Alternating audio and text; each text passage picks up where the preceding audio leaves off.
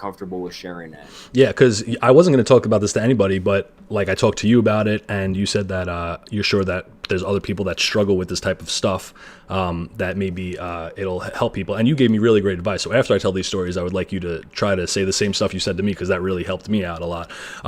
So my thing is what we were talking about before with having really hard time dealing with vengeance. So if somebody wrongs me, or even if they don't wrong me, but I perceive them as wronging me, or if they even unintentionally hurt me, then I cannot get over it, or it's very hard for me to get over it until they suffer some type of consequence, right? So I'm going to tell two stories, one more embarrassing than the other, and mind you that when the actions were happening, I was not Catholic. I was a complete degenerate drug addict. So I'm not trying to justify any of my actions. I'm just going to tell you the series of events that happened with this. So this is the first story, right? So when I was 17, when I first got off drugs, I got off drugs when I was 17 years old, and then I ended up relapsing when I was 18 years old, and got clean again from when I was 19, and I've been clean since, right? So when I first got clean, I was in a 12-step program, and I met this girl who I liked, and I really wanted to get with her or whatever. But at first, she liked me, but this is literally what she said. She said she was already dating one of my other friends, and she told me, she was like, I want to have both of you at the same time, which I was not down with, right? So I was like, no, that's not happening or whatever, right? But just want to be clear that I definitely totally could have got with her, because she was a whore, for lack of a better word. Not saying anything bad about her. That's just what she is. She's doing much better now. She's like married and has 2 kids or something like that, though my wife is way hotter and my kids are cuter, but I'm over it. It's all good. But the only reason I didn't get with her was because I became best friends with her brother, and I met her brother through her. So I met her brother, and her brother, let's just call him Tim, and we immediately hit it off. And we have the same dark sense of humor, and we're both promiscuous degenerates and all that stuff.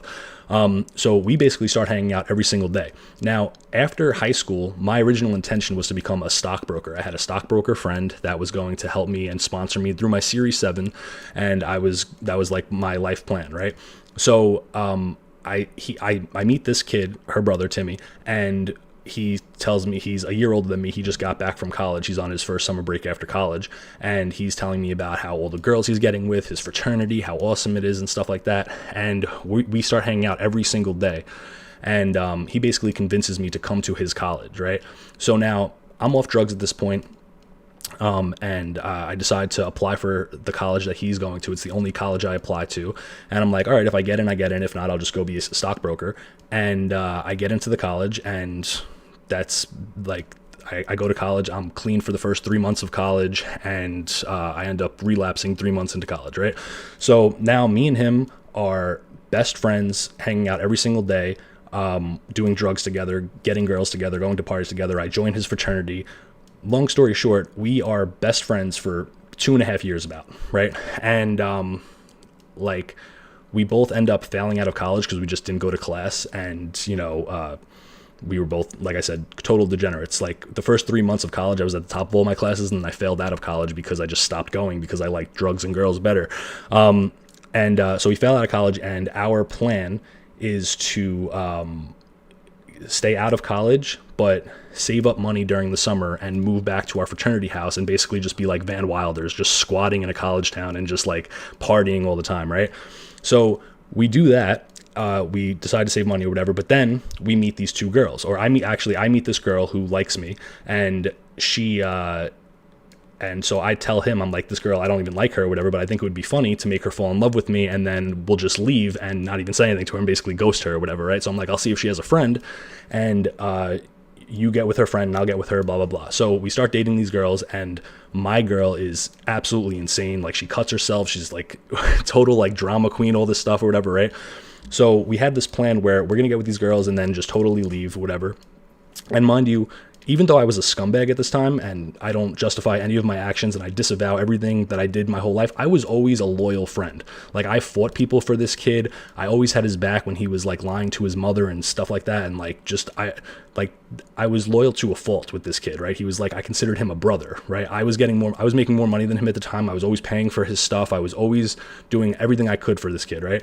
So we come up with this plan, and I tell him beforehand, I'm like, yo, if you actually end up liking this girl, just tell me, and then we'll call off the whole plan, because it's a stupid, immature plan anyway, but I think it'll be funny, and whatever. So this girl, my girl, ends up being a total psychopath, and his girl is actually a pretty chill girl or whatever, right?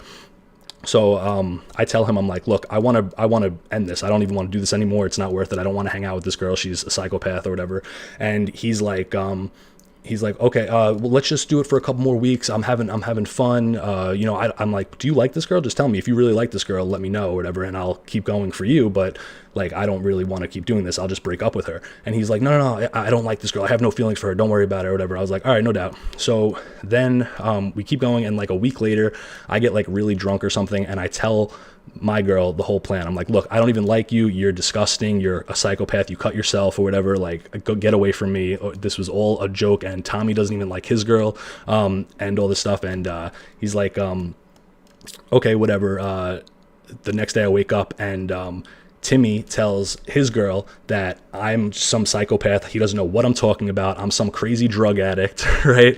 All this stuff. And I'm like, bro, what are you doing? What? And he was like, no, I really like her now. And I'm like, a week ago, you were just telling me you didn't like her, right? He was like, no, dude, you don't understand. I'm falling in love with her and all this stuff. And I'm like, bro, are you kidding me right now? Right? So I try to like patch things up. I'm like, dude, all right, whatever. I don't want to lose you as a friend. If you like this girl, I'll try to like say that it was a lie and stuff like that. So I invite them to my 4th of July party, and they come over, and like I said, my girl is just being a psycho. I find out that Timmy went to the beach and didn't invite me, and like he's hanging out with these girls and our other friends without me because my girl was mad at me and stuff like that. Like totally just picking like this girl and our other friends, and we're supposed to be like best friends, you know what I'm saying, right? So now I'm like really angry, right? And I'm like, dude, you need to come clean. You need to stop telling people that I'm like a drug addict and got you into all this stuff, because what happened was I went to college and he was already doing drugs. I was clean for the first 3 months, and then hanging out with him, not that he like made me do drugs or anything like that, but like I relapsed because I was always around him doing drugs, and I ended up doing drugs, right? So he tried to make it out like I started getting him into drugs, and I'm like this crazy drug addict or whatever, right? So I start telling him, look, you need to come clean, all this stuff. And he's like, I don't know what you're talking about, blah, blah, blah. So now he tells his mother and sister that like I got him into drugs and because I guess he failed the drug test or something like that, and like that it was being around me that made him the psychopath and stuff like that. So now he's turning his mother and his sister against me, who were like family friends, right? And I'm like, all right, I gave you a chance already. Now I'm going to beat the crap out of you. Now next time I see you, I'm going to fight you, right? So I see him at the gym one day, right? And I look at him and I just start pacing back and forth, right? Because I'm like ready to explode on this kid. And the gym guy that works at the gym comes up to me. He's like, you all right? And I was like, hey, do you think that I would like permanently lose my membership if I just bash this kid's face in right now? Right? And he was like, yeah, probably. So he's like, so I'm like, all right, whatever. So I go to leave, right? And Timmy comes up to me, right? And he's like, hey, speckzo, can we just talk, bro? And I'm like, what is there to talk about, man? I was like, I already told you, just come clean. Stop telling people I'm some crazy drug addict that got you involved in all this stuff and making up all these lies about me. And that'll be it. But you don't want to do that. And now next time I see you, you're lucky that I saw you in the gym. If I see you out in the street, I'm going to beat the crap out of you, right? So then I leave.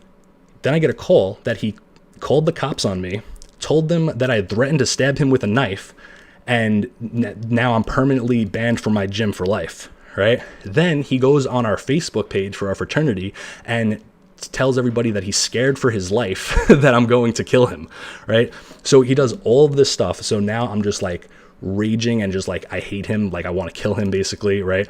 And then because I haven't been seeing him, like this like it goes a couple months where I don't see him, right? And I'm like, whatever, because now I'm banned from my gym, all this stuff. I end up getting into a fight with another kid, right? And that's when I got arrested and all this stuff. So now I can't even do it. But long story short, this kid was my best friend, totally betrayed me over a girl, lied to the cops and to his family, broke up our families who were like really close family friends, all over absolutely nothing, instead of just coming clean and being honest about it. So this, like, because he didn't face any consequences, like, made me rage for 8 years straight, right? It wasn't until like 2 years ago that I finally got over it. And it was like to the point where it was like literally just like crushing my soul that this kid could do something to me and wrong me and not get any punishment for it. Because the kid that I fought, he also did something scummy with a girl too, right? But I fought him, and he suffered consequences. I got revenge. I got payback. So it wasn't even like I didn't even care anymore. Like, it just totally left my mind. Same thing with like fights I got into in high school. Like, I would get into fights with people in high school, and the next day we would pound it up and shake hands or whatever, because like, okay, I settled it, like even if I got beat up, like I stepped to you or whatever, we fought, and now it's over with, like men, right? What upset me so much was that this kid would not even like face me, and he was supposed to be like my brother and my best friend. So like this, for 8 years, I didn't see this kid, and I was just like fuming, right? And the reason that I got over it is such a stupid reason, but this is the truth. So like, let's backtrack. While I'm hanging out with this kid, I meet his father, and his father is clearly flamboyantly gay, right? So I'm like, dude, is your dad gay? Right? And he's like, no, my dad's not gay or whatever. I'm like, well, he kind of like acts like really gay or whatever, right? So then we go to his dad's house, and he has like half naked pictures of other guys on his like refrigerator. I'm like, dude, why does your dad have half naked pictures of guys on his refrigerator? And he's like, oh no, his roommate's gay. He's not gay. Like, okay. Then his dad adds me on Facebook, and all of his profile pictures are like him next to guys in Speedos. And I'm like, dude, your dad's gay. And he's like, my dad's not gay, right? I'm like, all right, whatever you say, dude. He was like, he's just a photographer, and those are the people he photographs because he lives in Manhattan. There's a lot of gay guys in Manhattan. I'm like, dude, your dad's gay. So then we go to get his sister's first tattoo when she turns 18, right? And his dad gets a tattoo of "Born This Way" on his arm, right? And I'm like, dude, bro, what do you mean? What, he's getting a tattoo saying "Born This Way," right? And he's like, he's not gay. He just really likes the Lady Gaga song, right? So I'm like, whatever, bro. So then fast forward to 8 years after all this stuff happens, I'm on Facebook, and his sister posts a picture of their dad, right? And it's a rest in peace picture, right? I click on his profile picture, and it's a picture of his dad, Timmy's sister, and the guy that their dad married. So he was gay, and he died of colon cancer. Okay. So look, horrible that he tragically died and stuff like that. But at the time when I heard this, I was like, all right, I finally got my revenge. Something bad happened to him that I feel he deserved. He lost his dad, and other stuff happened too, with like his sister was like bisexual or something, and like the girlfriend cheated on her with her own mother or something. Like, it was a total white trash, like insane story. So once I heard that, I was like, all right, he kind of got like his comeuppance. He kind of got revenge or whatever. Like, I got my revenge or whatever. God showed him justice by killing his dad with colon cancer and making his mom a lesbian. But then I realized that even that is completely wrong. Like, me wishing harm on this kid because he did me wrong is not hurting anybody but like myself. It is just me being selfish and thinking that I'm entitled to some full sense of justice, and that I spent so much time thinking about this kid and thinking about like getting revenge on this kid or whatever, that just totally blackened my heart and my soul, when I should have been praying that he repents and praying for the best for him, as much as like I wanted to hate him, which I did. And instead I just allowed it to eat at me forever, and even though I'm still like kind of mad at the whole situation and how it happened, like, it ultimately, like, that part of my life led me to where I am now, so in a way I have some gratitude towards the things he did to me, because it led to a series of events that led me to bettering myself and finding Christ and all of that stuff. So that's the first story, I guess. Should I tell the second story? I don't know. Let's see what people are saying in the chat, because the second story is even a little more embarrassing and worse. Let's see. It's okay, big guy. With me personally, if you want to tell the second story, I want to listen to you. All right. So the second story is the story that oh, somebody sent the donation. Let's see. Oh, thank you. Sora says, this money is only allowed to be used for steak. All right, thanks. Steak money. All right. So they want to know the second story. All right, so the second story is even more embarrassing because it has to do with me simping for a girl, and it's the only time in my life that I have ever simped. And this is like an ad for not simping. All right, because like, and this actually honestly, this experience made me like the anti-simp, and that in turn made like, not advocating for it, but this in turn made girls like me more because I started treating girls like trash, and girls like being treated like trash for some reason. So this made me more popular with girls because I learned my lesson from being a simp. So I was 17 years old, right? And don't tell the story. Simpzo. Simpzo. We can't listen to this. Oh, now I don't know if I should tell it. Hold on, I'm looking at the chat. It's okay if you want to, though, big guy. It's okay. It's okay to be vulnerable, because sometimes it really does. It really does help, other people and stuff like that, who are like, really, I thought I was the only one who dealt with this thing, or something like that. Yeah, but all it's right. totally up to you. Yeah, well, it's totally ridiculous, and like, this is like why I said why you should never be a simp. So I was 17 years old, and what's even more ridiculous about this story is it's not even a girl that like was my girlfriend, right? So I met this girl on a cruise. I knew her for 5 days, right? So I met her in the teen club. I was 17 years old, right? Met her in the teen club, and thought she was like mad hot and all this stuff, and we start talking, and we immediately hit it off and start hooking up and stuff. And we spent like 5 days just like talking for hours and hours and hours, right? So now I'm like, oh, I love this girl. I wanna make this work. I want her to be my girlfriend, and but even though she lives 4 hours away from me, we'll somehow make this work or whatever, right?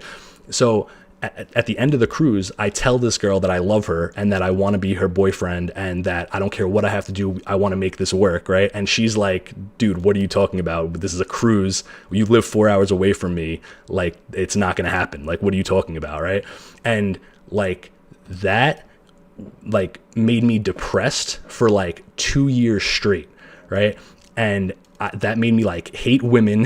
Like, it made me like never want to like be vulnerable or open up to another woman ever again, right? It made me just like treat women like they were just trash and material, like whatever, like just like going up to whatever. I did horrible, terrible things to women, not physically, just like emotionally abused women after that. But like, this like totally changed my whole perspective on women, and like devastated me for like 2 years, to the point where I was like legitimately suicidal, right? Where like I couldn't believe that like this girl acted like she like was so interested in me and blah blah blah or whatever. And I knew that it was a ridiculous circumstance or whatever, but I felt like she didn't even want to try. Like, I was willing to do anything for this girl, right? Mind you, thinking back on it now, it was completely gay of me to do that. Like, I should have just said like, oh, we'll keep in contact and see what happens. We still ended up keeping in contact for like 4 years or whatever, but like the whole time I was like raging at this girl. So like I forget about her for like years. We stopped talking. The last time we talked was like in 2013 or 14, right? This was 12 years ago, by the way, right? So this is how mentally ill and insane I am. So like last week or 2 weeks ago, whenever it was, right? I randomly have a dream and this girl is in it, right? And I wake up, and it's not like I was thinking about, oh, I miss her or something like that. What I was thinking of was like, this girl like hurt me and made me feel all of this pain, and like I want her to suffer. Like, I want to like cut her head off, like I'm saying, like I want revenge on this girl who 12 years ago didn't like me after knowing me for 5 days, right? And like, it sounds ridiculous, but this like was consuming me all day. Like, how could anybody disrespect me like that? How could any girl not like me or whatever? Meanwhile, I'm married, have 2 kids, like I have like, this was 12 years ago. The girl probably doesn't even like think about me, and I'm like, she should be crying every single night that she didn't get with me or whatever. And I want to message her and tell her like, hey, my wife is hotter than you, younger than you, and I have 2 beautiful kids, and you're single and you have nothing, and your mom's dead, and all this stuff. Like, I want to do like just psychotic thoughts or whatever. And then like, I'm thinking about it, I'm like, bro, what is wrong with me? Like, this is like psycho behavior or whatever. I don't need this. This girl is like, I literally have not talked to her in almost a decade. Why do I have a sudden thought, and why am I allowing a sudden thought to bring me this much anguish and like resentment? It makes absolutely no sense. It is like such psychotic. And like, I want you to tell the people what you told me when I was telling you this story. Let let me just speak from the heart, because I'm trying to I'm trying to remember exactly what I told you, but really, really, when we get hurt, Spexo, we're like a coyote backed into a corner, and all our predators are around us, right?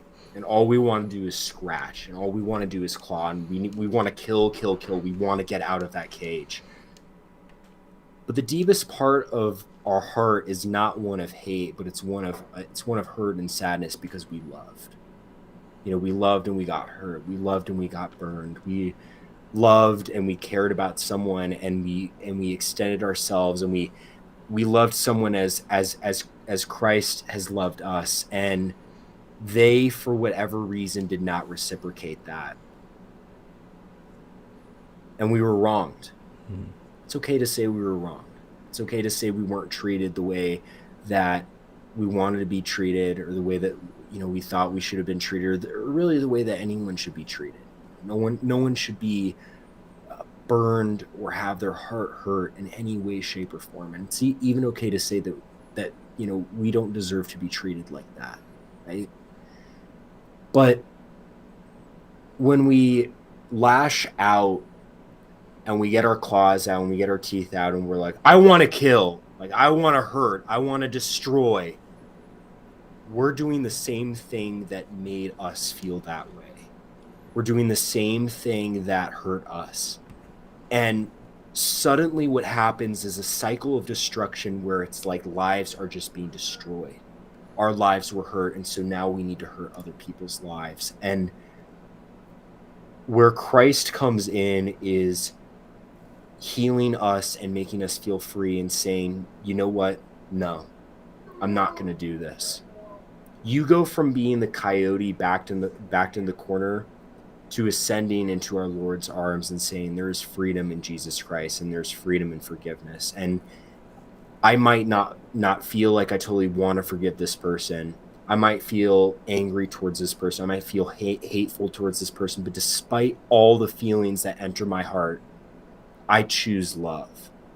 I choose the love that Jesus gave me when I sinned against him. Because think about it. Anything that has ever been done to us, we've done to Jesus a million times worse. We crucified our Lord. We whipped him with that whip of cords. We crowned him with that crown of thorns. It wasn't the Romans. It was me. It was us. We did this. And if he can look upon us after all of that with eyes of love and forgiveness, teary eyes, and say, I love you despite all this, who's to say that we can't have that capacity for other people, Mm-hmm. Yeah, absolutely. That's so good. You're so good. But what's crazy to me is like, because I made this post, I said like, I'm mentally ill, but I'm lucky enough to realize I'm mentally ill and not act out on it. So like, I'll get these random thoughts and obsessions, and like they'll eat at my brain or whatever, but I could still like separate myself and be like, what am I doing? These are crazy, insane thoughts. Like stop. But like, it still sucks that like I'm like this, where like I, like not all the time, but I'll still get those crazy thoughts. And my first impulse is always to hurt somebody and always to like do the wrong thing, which I guess is natural or whatever. But like, it's very hard for me to like not be like that, and to like take a step back, right, and push these thoughts away or whatever. So that sucks, but I think that's like why I've just been so into this whole idea of like instead of like hating these our enemies and like wishing them harm and stuff like that, like we need to like pray for them and honestly wish them the best. Like somebody I forwarded a thing from John Miller where Hunter Avallone is smoking weed, and this guy is a father, and obviously he's a political opponent, he's an atheist and complete overall degenerate or whatever, and it's very easy to mock him and to like belittle him, and it's honestly low-hanging fruit at this point. But it's also very sad, that he's doing drugs, he has a child, and that he's clearly lost and, into all of this satanic behavior, propaganda that he believes. And honestly, what I want from him is I don't want him to, get beat up or like, get hurt or something along those lines. Like I want him to come to Christ. I want all of these people to realize their horrible ways and like renounce that sin and come to Jesus Christ. Like, and that's so hard for me. It's so hard to pray for your enemies, but that is exactly what Christ calls us to do. Christ calls us to love our enemies and to like not wish death upon them, wish that they would repent. There's a classic line that I remember, and I talk about it in terms of politics, but it goes deeper than that. It goes deeper than political theory or anything like that. And it's from Pacem and Terrace when St. John the 23rd says, and speckzo, I got to say, St. John the 23rd, I love him so much. He really had he was a tremendous, tremendous lover. And he says in Pacem, he says, there has to be distinction made between the person in error and the error. Because none of us were made to be in error. We are all God's children at the end of the day. We were all made. I mean, we're literally living icons of God. Just like we hand paint icons of our Lord and Savior Jesus Christ, Jesus hand painted us.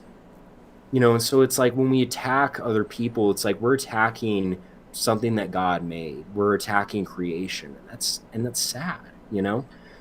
And it really should be seen as, he really says that error should be the thing that we hate. We don't hate that person because that person wasn't made for this. They were made for greatness. They were made for something so much better, and that's Jesus Christ. And that error, that's what we hate, because it's keeping them back from their ultimate identity, what they really are, which is a child of God.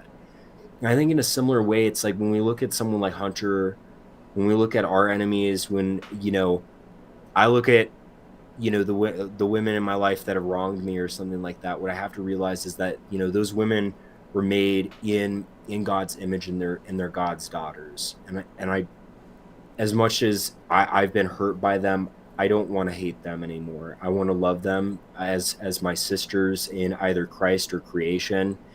And I know that whatever hurt they delivered upon me, I hate that hurt, but I don't hate them, because I know that they're hurt too. And I know that you feel the exact same way. And I got to say, speckzo, I'm proud of you. That takes a lot of energy and a lot of heart to be able to say, you know what, I was wrong. I did something wrong. I felt something wrong. You were vulnerable, and I don't care about this being an internet show or anything like that. We're not doing this for entertainment, but we're doing this because you wanted to touch other people's lives and share your story about how you had been hurt and wronged, and yet, just like Christ turned the cross into the symbol of ultimate freedom, you overcame hatred with that love. You just told me my first impulse is to hate or want revenge. I'm gonna have a little bit of a Pinesap correction moment. Your first impulse is not to hate. Your first impulse is to love, and the exact reason why you've hated is because you loved so much. You're someone who loves, speckzo. Don't ever forget that. You said it yourself. You loved that girl. You loved your friend, and they hurt you, and they made you feel, wrong in some way. But yet, that was not your first intention. Your first intention was to love them. And my brother, if you follow that for the rest of your life, the kingdom of heaven is yours. It's already yours. Yeah, you need to be like a priest or like a therapist or something, bro. You're so good. Oh my gosh. All right. What do you want to do? You want to do call-ins? Yeah, that sounds great. Awesome. I would love to. Let's get this into a less depressing mood.